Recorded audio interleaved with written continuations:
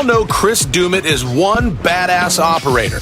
There's something you might be shocked to hear. Der Weggang von Chris Dumit von Gold Rush ist kein einfacher Abschied, sondern eine bedeutende Entwicklung. In der 15. Saison kam es zu einem verrückten Ereignis. Die Fans haben miterlebt, wie er jede Katastrophe gemeistert, jede kaputte Anlage repariert und dafür gesorgt hat, dass das Geschäft von Parker Schnabel im Laufe seiner Karriere wie eine gut geölte Maschine funktioniert hat. Was könnte die zuverlässigste Person in der Goldminenbranche dazu veranlassen, das Geschäft aufzugeben? In dieser Staffel erreichte Chris jedoch seine Sollbruchstelle, da der Druck für ihn zu groß wurde. Die Verfolgung eines Ziels, an dem sie beinahe zerbrochen wären. Anfangs hatte Parker ein wirklich lächerliches Ziel vor Augen. 1000 Unzen Gold insgesamt. Eine Zahl, die so hoch war, dass sie unerreichbar schien. Andererseits gibt sich Parker nicht mit mittelmäßigen Zielen zufrieden. Um dieses Ziel zu erreichen, erhöhte er den Druck, indem er Big Red, Roxanne und Bob's Plant gleichzeitig betrieb. Aufgeschrieben hörte sich das wie eine brillante Idee an. Stimmt es nicht? Dass mehr Pflanzen gleich mehr Gold bedeuten? Aber das stimmt nicht ganz. Denn hinter den Kulissen wurde das Team an den Punkt gebracht, an dem es nicht mehr weiter konnte. Und Chris Dumit bekam das am meisten zu spüren. Bevor wir uns damit befassen, ist eines sicher. Was sich hinter den Kulissen abspielte, war weitaus intensiver, als alle ahnten. Und das wird nicht das Einzige sein, was sie fassungslos machen wird. Bevor wir also den wahren Grund für seinen schockierenden Abgang erfahren, sollten Sie unbedingt ein Abonnement abschließen und die Benachrichtigungen einschalten. Wir bringen Ihnen exklusive Goldrausch-Updates, Dramen hinter den Kulissen und aktuelle Nachrichten.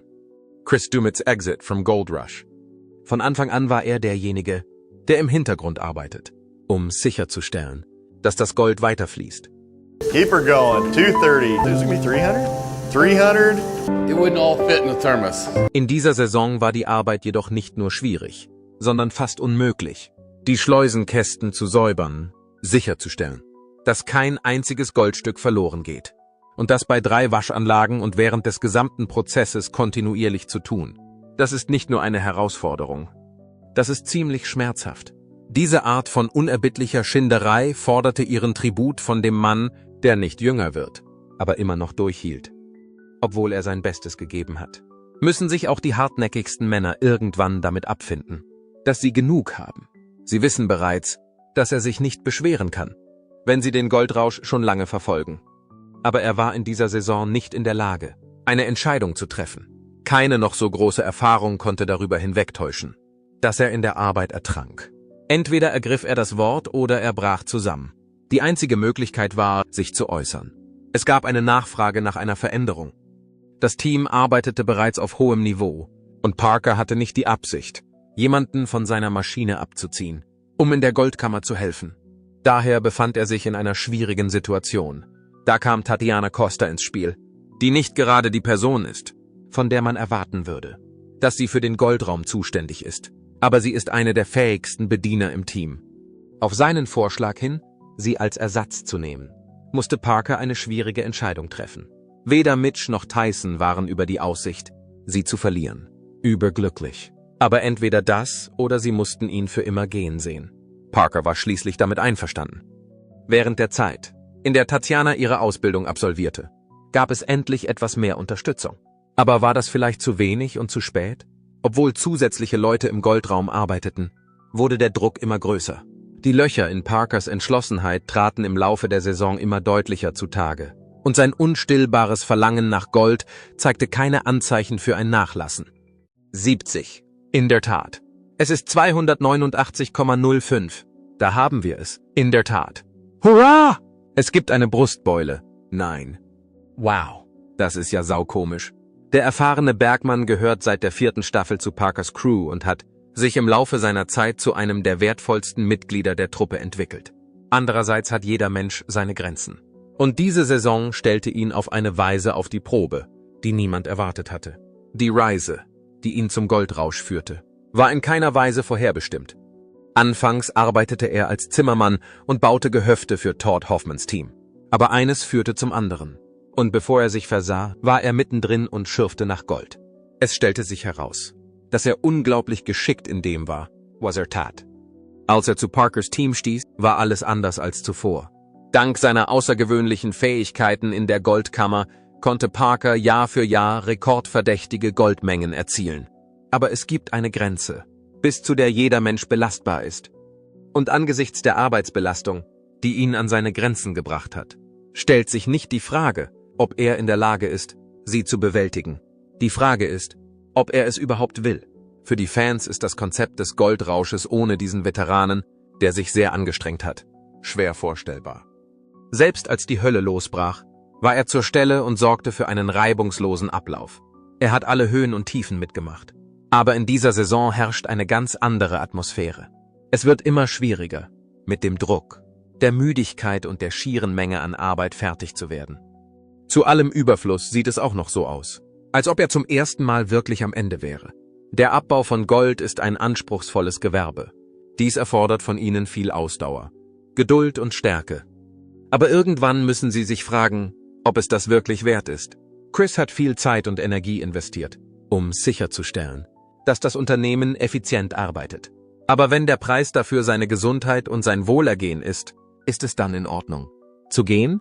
Die Frage, die sich im Laufe der Saison immer wieder stellt, ist diese. Und was bedeutet das für die verbleibenden Teammitglieder, wenn er sich entschließt, das Team zu verlassen? Auch wenn Chris in der Vergangenheit schon schwierige Saisons durchlebt hatte, brachte ihn diese Saison mehr als je zuvor an seine Grenzen.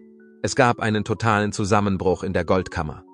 Es wurde ein ehrgeiziges Ziel festgelegt, die Freilegung von insgesamt 10.000 Unzen Gold. Die Belastung für alle Beteiligten ist enorm und die Herausforderung ist gewaltig. Chris, der sich schon seit langem quält, hat jetzt vielleicht seine Belastungsgrenze erreicht. Das Team wird einen wichtigen Spieler verlieren. Jemanden, der dafür verantwortlich ist, dass die ganze Operation nicht auseinanderfällt, wenn er sich entscheidet zu gehen. Andererseits lockt Gold die Menschen immer wieder zurück. Und Chris ist nicht der Typ, der leicht aufgibt. Chris ist seit mehr als einem Jahrzehnt Mitglied des Teams und sein Einfluss reicht weit über das Ausgraben von Erde hinaus. Er ist derjenige, der dafür sorgt, dass jeder Tropfen Gold verbucht wird. Und er ist derjenige, der dafür sorgt, dass alles glatt läuft, wenn die Erwartungen des Teams an seine Grenzen stoßen. Zu Beginn seiner Karriere war er nicht einmal Bergmann, sondern ein Zimmermann, der zufällig in dieser Welt gelandet ist. Aber als er erst einmal da war, hat er sich schnell an die Umgebung angepasst und gezeigt, dass er einer der fleißigsten Arbeiter in der Gegend ist. Derzeit ist er eine der wenigen Konstanten in diesem turbulenten Königreich, die sich mit dem Streben nach Geld beschäftigen. Der Job in der Goldkammer, wo roher Schmutz in reinen Profit verwandelt wird, ist eine der wichtigsten Positionen, die Chris innehat. Allerdings ist dies kein einfacher Prozess. Ein einziger Fehler führt zum Verlust von echtem Geld. Chris hat das Verfahren perfektioniert und dafür gesorgt, dass dabei nichts weggeworfen wird. Ohne seine Bemühungen wären die Zahlen der Goldgewinnung nicht annähernd so hoch wie ohne ihn. Es steht viel auf dem Spiel und es ist absolut notwendig, dass die richtige Person für die Aufräumarbeiten zuständig ist. In einem Spiel, in dem es auf jedes Gramm ankommt, ist Chris derjenige, der dafür verantwortlich ist, dass das Team bei jeder Gelegenheit das Beste aus jedem Lauf macht. Doch Chris beschäftigt sich nicht nur mit Statistiken und Goldwäschern. Er ist der Leim, der die Gruppe zusammenhält. Hey, Mitch, wie läuft's bei dir? Mein Junge? So schrecklich ist es gar nicht. Danke, dass du hier bist. Mein Freund, das bist du auch. Hallo? Hooter, wie geht es dir heute? Bruder, du hast nicht viel, oder? Reinige das Gold. Und zwar ohne Unterbrechung. Es ist ein wirklich anspruchsvoller Job. Jeder Tag ist wegen der langen Arbeitszeiten, des rauen Wetters und der ständigen Ausfälle der Geräte ein Kampf. Mit den hohen Erwartungen steigen die Spannungen. Die Gemüter erhitzen sich und die Situation wird nicht einfacher. Durch sein gelassenes Auftreten und seinen witzigen Humor gelingt es Chris, einen Siedepunkt zu verhindern. Wenn die Anspannung zu groß wird, wenden sich alle an ihn als denjenigen, dem sie vertrauen können. Derjenige, der dazu beiträgt, dass die Mannschaft nicht völlig zerfällt. Er ist nicht nur eine Quelle der Moral, auf ihn ist Verlass. Er ist ein wichtiger Entscheidungsträger, jemand, auf den man sich verlassen kann, wenn es schwierig wird. Chris ist immer die Stimme der Vernunft, egal ob es darum geht, die effektivste Methode zur Goldverarbeitung zu finden, kaputte Geräte zu reparieren oder mit Unruhen innerhalb der Gruppe umzugehen. Im Laufe seiner Laufbahn hat er bewiesen, dass er nicht nur ein weiterer Arbeiter ist, Er spielt eine entscheidende Rolle bei der Sicherstellung der langfristigen Lebensfähigkeit des Unternehmens. Als ein sehr schwieriges Hindernis auftauchte, begann die wahre Prüfung. Es bestand der absurde Ehrgeiz, 3 Waschanlagen gleichzeitig zu betreiben, um die fast unmögliche Zahl von 10.000 Unzen in einer einzigen Saison zu erreichen. Das Chaos brach aus, und Chris war derjenige, der den größten Schaden erlitt. Chris Schnabels Rolle in Gold Rush. Er war derjenige, der dafür verantwortlich war, dass alle Schleusenkästen gereinigt wurden, dass das gesamte Gold auf die richtige Art und Weise gereinigt wurde und dass in dem Chaos nichts verlegt wurde. Dadurch wurde er bis an seine Grenzen getrieben. Und zum ersten Mal wurde ein Rücktritt zu einer echten Möglichkeit. Sie sehen, dass das Ziel von 10.000 Unzen langsam in die Ferne rückt. Oder? Wahrscheinlich könnten wir sogar 10 schaffen. Auf der anderen Seite würden unsere Ausgaben um das 50-fache steigen. Nur um zu verhindern, dass alles zusammenbricht, mussten zusätzliche Hände hinzugezogen werden. Das war klar. Ohne Chris war dieses Ziel nicht mehr als ein Wunschtraum. Es ist schwierig, das Vermächtnis zu übersehen, das Chris bei Gold Rush hinterlassen hat. Er begann als Außenseiter ohne jegliche Erfahrung im Bergbau, stieg aber schnell zu einer der angesehensten Persönlichkeiten in der Branche auf. Aufgrund seiner starken Arbeitsmoral, seiner Hingabe und seiner Fähigkeit, den Zusammenhalt des Teams aufrechtzuerhalten, ist er zu einem Liebling der Fans geworden. Und wenn es einen Mann gibt, der das öffentliche Gesicht der Organisation ist, dann ist Chris das Rückgrat, die Person, die dafür sorgt, dass alles gut funktioniert. Jeder ist sich der Tatsache bewusst, dass alles ganz anders aussehen würde, wenn er nicht da wäre. Die große Frage steht jedoch noch im Raum. Hat Chris das Gefühl, dass er jetzt bereit ist, aufzugeben, wenn sich über Jahre hinweg ständige Anstrengungen, intensiver Druck und der unermüdliche Ehrgeiz, recorded zu brechen, angesammelt haben, stößt selbst der zäheste Mann irgendwann an seine Grenzen.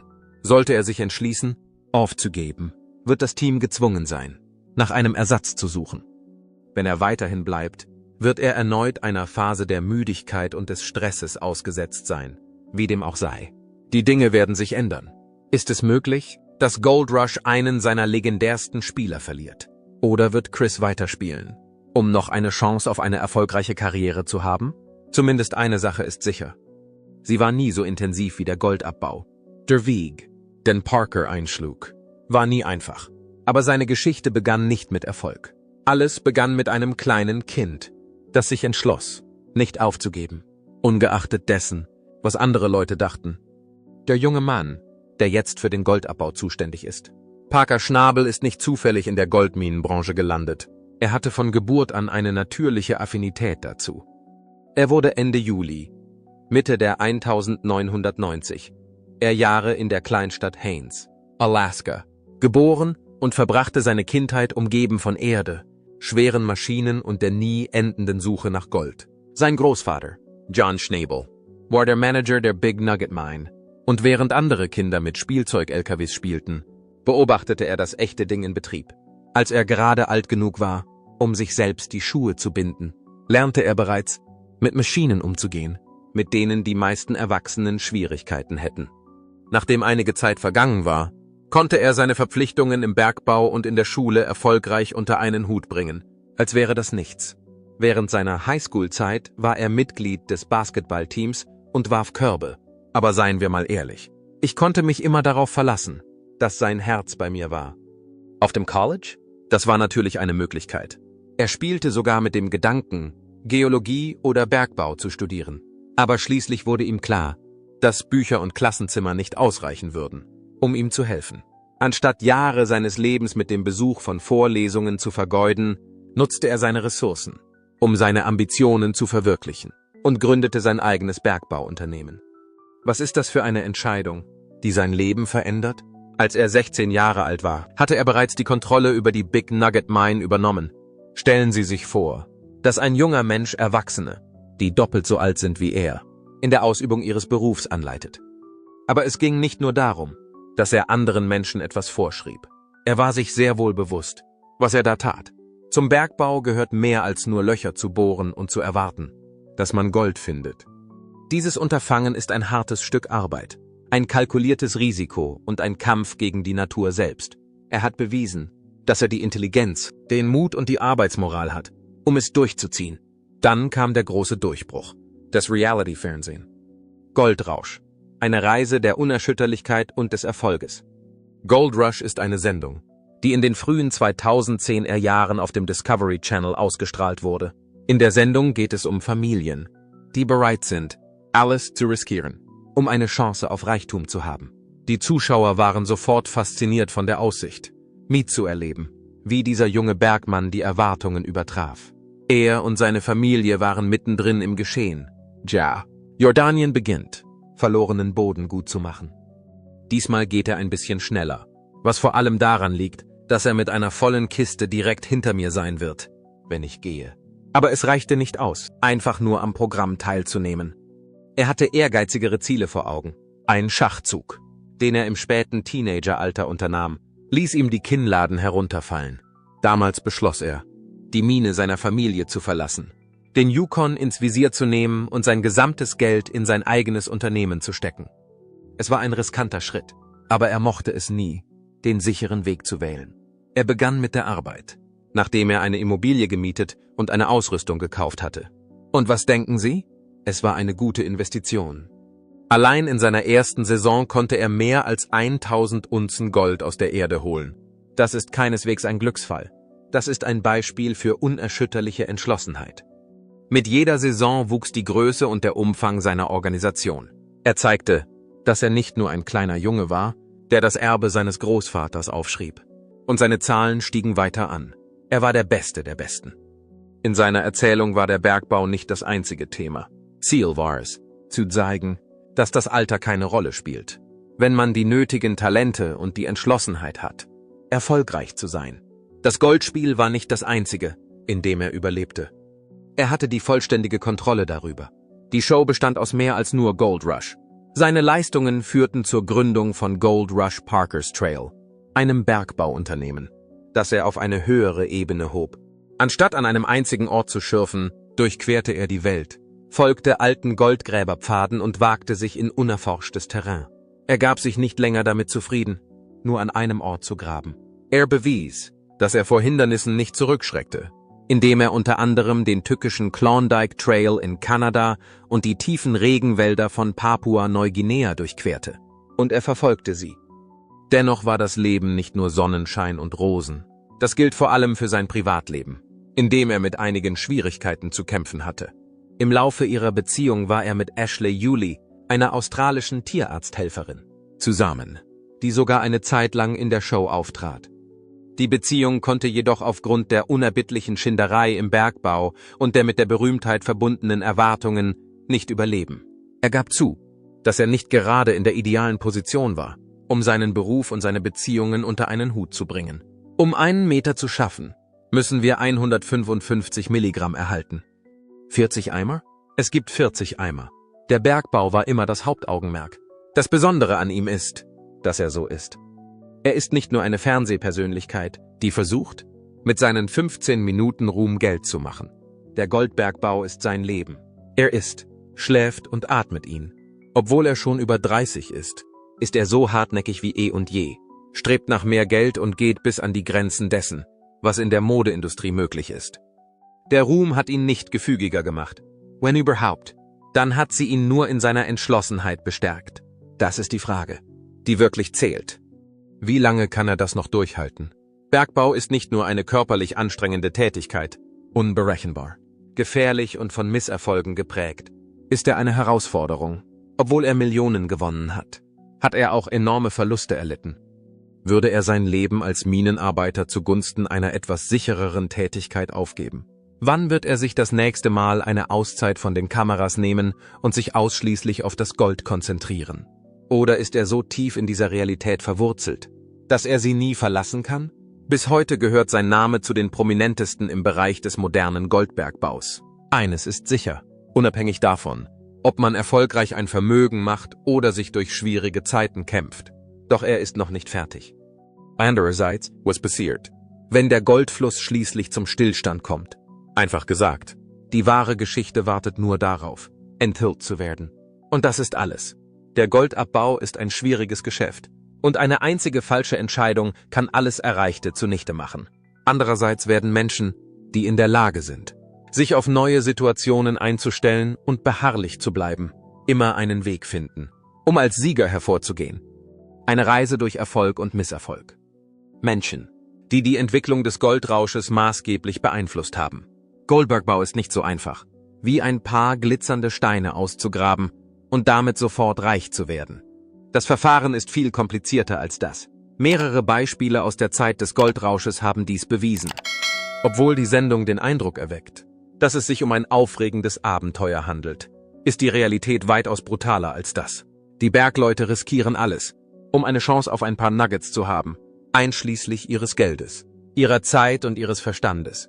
Sie tun dies, um eine Chance auf ein paar Nuggets zu haben. Einige wenige Menschen schaffen es mit Ach und Krach, sich im Leben durchzuschlagen. Andere haben großen Erfolg und wieder andere schaffen es überhaupt nicht. Nehmen wir zur Veranschaulichung die 3. Staffel. Die von Todd Hoffman geleitete Gruppe hatte ein Jahr lang Erfolg, nachdem sie eine schwierige Zeit hinter sich gebracht hatte. Es gelang ihnen, mehr als 800 Unzen Gold zu fördern, was dazu führte, dass sie mehr als $1 Million als Ergebnis ihrer Bemühungen erhielten. Ist das nicht eine Erleichterung für sie? Andererseits deutete Parker Schnabel, der ein aufstrebender Star war, bereits an, dass man ihn im Auge behalten sollte. Die Reise von Chris zum Goldrausch. Ein Bergmann arbeitete fleißig daran, etwa 200 Unzen Gold zu fördern, während Hoffman sich freute. Hoffman war derjenige, der jubelte. Währenddessen gelang es Dakota Fred Hurt, mehr als 160 Unzen Gewicht herauszuholen. Aber es war klar, dass er immer weiter hinter den jüngeren Konkurrenten zurückfiel. Danach gab es keine Möglichkeit mehr, kreativ zu sein, denn die 4. Saison war zu diesem Zeitpunkt bereits gelaufen. Nach der Anpachtung des Landes am Scribner Creek begann die Arbeit, die schließlich zur Produktion von mehr als 800 Unzen in einer einzigen Saison führte. Die Situation wurde dadurch erschwert, dass er und Rick Ness alles daran setzten, ihr Gesamtgewicht auf mehr als 1000 Unzen zu steigern. Damit brachen sie Hoffmans Rekorde und ließen ihn als Neuling erscheinen. Zu diesem Zeitpunkt war klar, dass es einen neuen Kommandanten gab, der den Goldrausch leitete. Und Hoffman hatte nur noch Mühe, mit ihm Schritt zu halten. Die Statistiken ließen alle anderen ziemlich dumm aussehen, als es um die 5. Staffel der Serie ging. Insgesamt wurden etwa 2500 Unzen Gold in Verwahrung genommen, was zu einer Transaktion führte, die etwa $3 Millionen einbrachte. Die Hoffmans waren in der Lage, mehr als 1300 Unzen Gold abzubauen und mehr als $1,5 Millionen Gewinn zu machen, obwohl sie immer noch Schwierigkeiten haben, sich in der Branche zu behaupten. Verglichen mit dem besten Bergmann war es, als würde ein Kleinkind versuchen, einen Rennwagen bis zur Ziellinie zu überholen. Es war keine schreckliche Erfahrung, aber es war vergleichbar mit diesem Erlebnis. In der 6. Staffel der Serie wurden die Dinge sehr viel hitziger. Tony Beats, ein griesgrämiger Bergmann der alten Schule, und seine Familie nahmen an der Aktion teil, indem sie mehr als 700 Unzen Gold herausholten. Dazu benutzten sie einen Bagger, der älter war als einige der anderen Mitglieder der Mannschaft. Die Geschwindigkeit hingegen hat sich zu keinem Zeitpunkt verlangsamt. Insgesamt wurden mehr als 3300 Unzen im Wert von rund $3,5 Millionen abgebaut. Obwohl die Hoffmans schließlich ein gutes Jahr hatten und etwas mehr als 3000 Unzen förderten, lagen sie immer noch weit hinter ihrem Ziel zurück. Sie enthält keine Goldmengen. Wir vergeuden in dieser Situation sehr viel Zeit. Das Gebiet, in dem wir abgebaut haben, unterscheidet sich jedoch stark von dem, auf dem wir jetzt arbeiten. Als die 7. Saison näher rückte, spielten die Zahlen einfach in einer anderen Liga als zuvor. Das Team war für die Einbringung von mehr als 4300 Unzen verantwortlich, was einem Wert von mehr als $5 Millionen entspricht. In dieser Zeit konnten Tony Beats und sein Team mit Hilfe der ihnen zur Verfügung stehenden Dredging-Ausrüstung etwas mehr als 2000 Unzen Fisch fangen. Ein einziger Bergmann lag in puncto Tempo vorn, und die Diskrepanz wurde immer größer. Die 8. Saison dieses Jahres war ein weiteres Jahr der Dominanz für die Konkurrenz.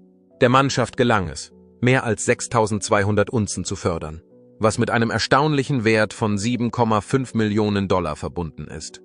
Im Laufe des Jahres produzierte Tony Beats konstant mehr als 3600 Unzen, was zu einem Umsatz von mehr als $4 Millionen führte.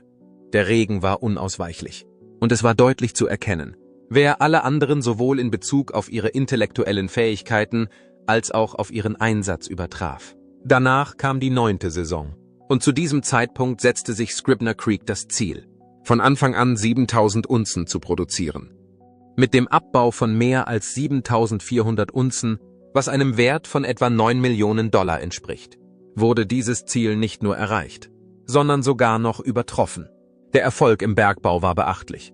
Nachdem er aus dem Schatten getreten war, wollte Rick Ness seinen Wert beweisen, indem er ein Gewicht von knapp über 1000 Unzen erreichte. Dieses Unterfangen gelang ihm nicht. In der Zwischenzeit konnte Tony Beats nur knapp 4400 Unzen abbauen, was weniger war als die 6000 Unzen, die er sich vorgenommen hatte. Goldrausch, Saison 10, Erfolg und Herausforderungen. Der Anführer hat einen weiteren Erfolg errungen, während der Rest der Gruppe eine weitere Saison der Frustration hinter sich hat. In der 10. Saison wurde deutlich, dass der führende Minenarbeiter einen erheblichen Zuwachs an Intelligenz erworben hatte. Steigende Goldpreise führten dazu, dass am Ende mehr Geld verdient wurde, obwohl die Gesamtmenge nur 200 Unzen weniger betrug als in der vorherigen Saison. Dies war der Fall, da die Goldpreise stiegen. Als die Saison zu Ende ging, war Gold im Wert von mehr als $10 Millionen aus der Mine geholt worden. Rick Ness erlebte eine schreckliche Zeit, nachdem er nach Duncan Creek gekommen war, und er machte kaum noch Gewinn. Dies geschah zur gleichen Zeit, als alles andere passierte. Trotz der Tatsache, dass Tony Beats gezwungen war, sein Unternehmen nach Paradise Hill zu verlegen, konnte er immer noch mehr als 2200 Unzen fördern. Es gab immer noch einen Wettbewerb, aber anstatt Dame zu spielen, spielte eine Person Schach, während die anderen an den Steinen arbeiteten. Der Wettbewerb ging weiter. In der 14. Saison des Turniers wurde das Ziel von 5000 Unzen als Zielgewicht für die Teilnehmer festgelegt. Inwieweit ist es ihnen gelungen, dieses Ziel zu erreichen? Offensichtlich ist das nicht der Fall. Sie war vollständig zerstört worden. Der Minenbetrieb wurde mit der Gewinnung von mehr als 7300 Unzen abgeschlossen, die zum Zeitpunkt ihres Abschlusses einen Wert von etwa $15 Millionen hatten. Tony Beats hingegen konnte sein Ziel, 6000 Unzen zu gewinnen, nicht erreichen, da er mit Herausforderungen konfrontiert war, und schaffte es schließlich, etwas mehr als 3000 Unzen zu gewinnen. Rick Ness konnte mehr als 1100 Unzen Marihuana anhäufen und mehr als $2 Millionen verdienen, nachdem er ein Jahr lang seine Karriere pausiert hatte. Diese Statistiken täuschen nicht. Ein einzelner Bergmann war allein in einer Klasse. Er war der einzige Schüler in der Klasse. Es war zweifellos eine Herausforderung, Leute zu finden, die sich den Zugang zum Klondike zutrauen. Denn es gibt eine beträchtliche Anzahl von Grenzen, die überquert werden müssen. Dieser besondere Aspekt trug zu den charakteristischen Merkmalen des Goldrausches bei. In diesem besonderen Szenario ist es nicht so einfach, den Boden freizulegen und zu hoffen, dass man Gold findet. Es ist wichtig, eine Strategie zu haben, entschlossen zu sein und die Fähigkeit zu besitzen, zu erkennen, wann bestimmte Risiken angemessen sind. Während einige, wie Hoffman, schon früh den Durchblick hatten, fiel es anderen, wie Hoffman, schwer, sich auf die neue Situation einzustellen. Es gab Zeiten, in denen es Pannen, schlechtes Wetter und noch mehr Pech gab, als man sich vorstellen konnte. Dies geschah während bestimmter Saisons. Andererseits fanden Personen, die sich in ihrem Beruf gut auskannten, immer einen Weg, um während des gesamten Prozesses erfolgreich zu sein. Es gab kein Element des Glücks, das an diesem Erfolg beteiligt war. Dieses großartige Ergebnis wurde durch die ständige Suche nach neuen Ansätzen zur Steigerung der Goldmenge, die Verringerung der gezahlten Lizenzgebühren und Investitionen in die erforderlichen Maschinen erreicht.